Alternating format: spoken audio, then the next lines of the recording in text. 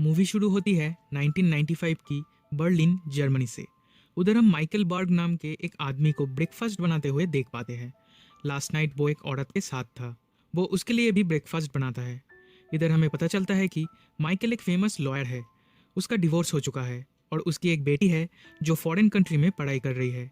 कुछ देर बाद वो औरत चली जाती है। माइकल विंडो के पास जाता है। बाहर एक ट्रैम जा रही थी, जिसे देखकर उसे अपनी कहानी याद आती है और इसके साथ मूवी फ्लैशबैक में जाती है। इन द ईयर 1958 माइकल तब स्कूल में पढ़ता था। Then he was 14 years old. एक दिन स्कूल से घर वापस आते टाइम अचानक उसकी तबीयत खराब हो जाती है। वो ट्रैम से उतर के एक अपार्टमेंट के गेट के पास जाके उल्टी करने लगता है। तब एक ट्रैम कंडक्टर हैना आके उसकी मदद करती है, उसका वॉमिट भी साफ करती है, फिर उसे घर छोड़ के आती है। माइकल को स्कारलेट फीवर हुआ है, इसलिए उसे अगले 3 महीने तक घर पे ही रहना होगा। जब वो ठीक हो जाता है तब वो अपनी मॉम से कहता है, जिस दिन मैं बीमार हुआ था उस दिन एक औरत मेरी मदद की थी, वो मुझे घर पे भी छोड़ने आई थी। उसकी मॉम हैना की एड्रेस मांगती है ताकि वो उसका शुक्रिया अदा कर सके, लेकिन माइकल खुद से ही फ्लावर्स लेके हैना के घर पहुंच जाता है। हैना उससे उसकी तबीयत के बारे में पूछती है। उसे काम पे जाना था, इसलिए वो माइकल को बाहर वेट करने के लिए कहती है। साथ में ये भी कहती है कि काम पे जाते टाइम रास्ते पे वो माइकल से बात करेगी। लेकिन माइकल बाहर से हैना को देख रहा था जब वो कपड़े बदल रही थी। अनफॉर्चुनेटली माइकल पकड़ा जाता है। हैना उसे देख लेती है और उस दिन वो भाग जाता है। इसके बाद से वो उसे छुप छुप के देखता था, पर जाके उससे बात करने की हिम्मत नहीं होती थी। फाइनली एक दिन वो फिर से हैना से मिलने जाता है। हैना उसे नीचे से कोयला लाने बोलती है। जब वो कोयला लेके ऊपर आता है तब उसके कपड़े और फेस गंदे हो चुके थे। तब हैना कहती है, इस हाल में तुम घर नहीं जा सकते, आओ तुम्हें साफ कर दूँ।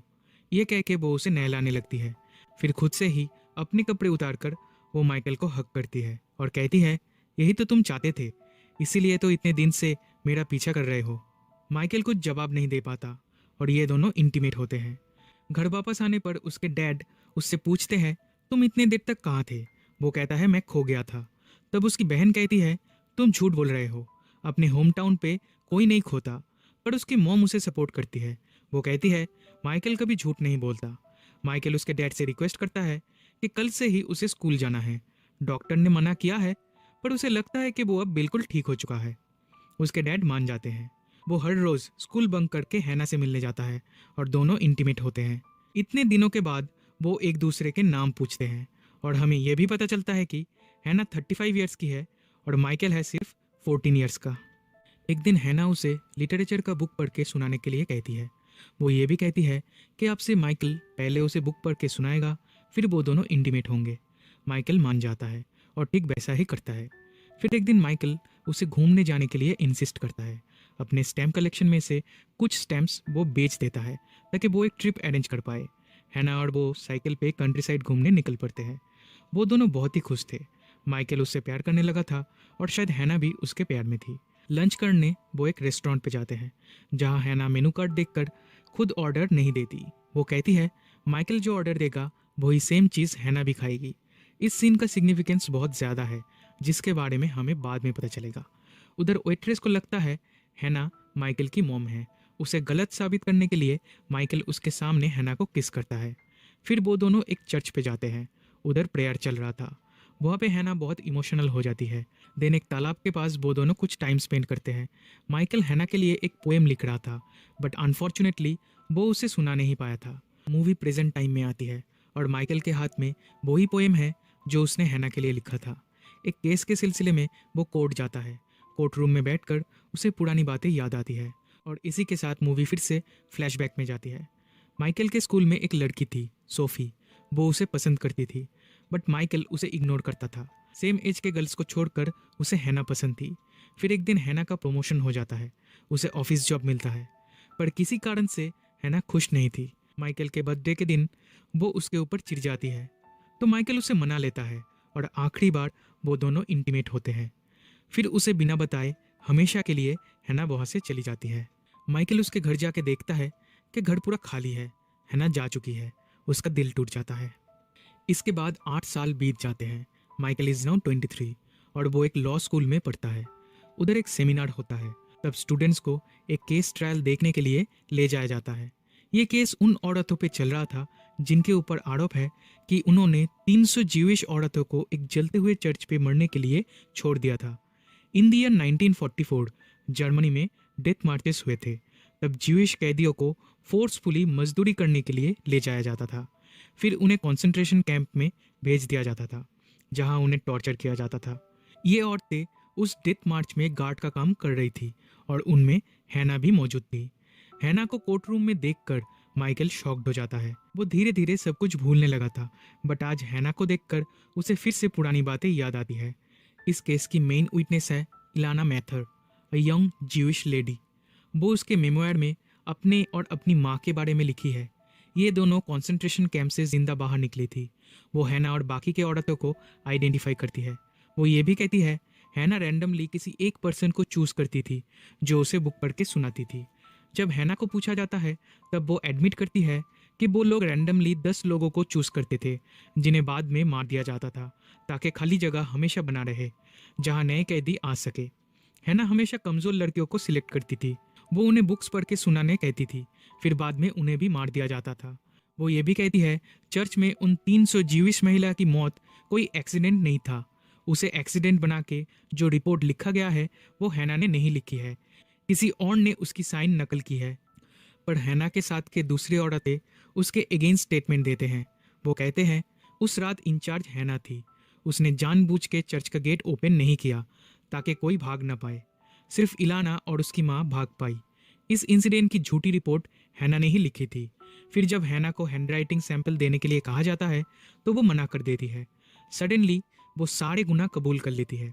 इस टाइम माइकल को रियलाइज होता है कि हैना अनपढ़ है और ये बात वो सबसे छुपाती है। इसीलिए वो खुद बुक्स नहीं पढ़ती थी और उस दिन रेस्टोरेंट में वो खुद से ऑर्डर नहीं दे पाई थी। जब हैना को प्रमोशन मिला था तब उसे ऑफिस जॉब मिला था। वो समझ चुकी थी कि अब सबको पता चल जाएगा कि वो अनपढ़ है, इसलिए उसने वो जॉब छोड़ दी थी और कंसंट्रेशन कैंप में एज अ गार्ड ज्वाइन की थी। माइकल समझ जाता है कि ये सारी औरतें मिलके हैना को फंसा रही है।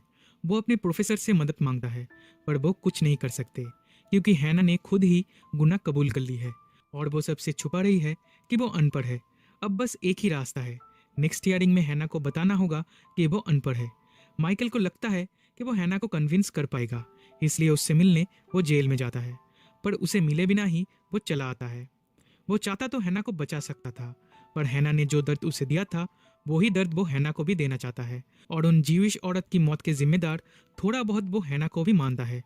अगली हियरिंग में हैना को उम्र कैद की सज़ा सुनाई जाती है और बाकी औरतों को सिर्फ 4 साल और 3 महीने की सज़ा मिलती है। इसके बाद माइकल अपनी लाइफ में बिजी हो जाता है। वो शादी करता है।